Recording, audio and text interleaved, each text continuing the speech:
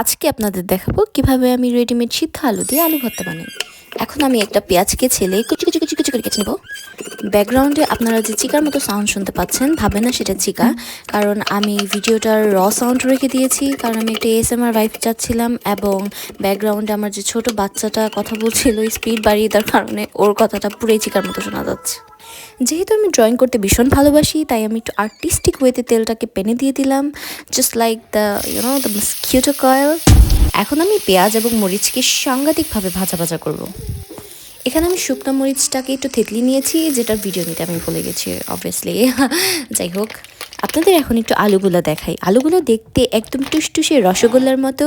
এখন আমি একটু স্টাইল করে কাঁটা চামচ দিয়ে চটকাতে গেলাম, কিন্তু ইট ওয়াজ আ ব্যাড আইডিয়া। যাই হোক, তারপরে আমি সুন্দর করে হাত দিয়ে চটকে নিলাম এবং আমার সটে করা যে জিনিসপাতিগুলো ছিল ওগুলোর মধ্যে একটু লবণ দিয়ে সুন্দর করে এটাকে মেখে নিচ্ছি।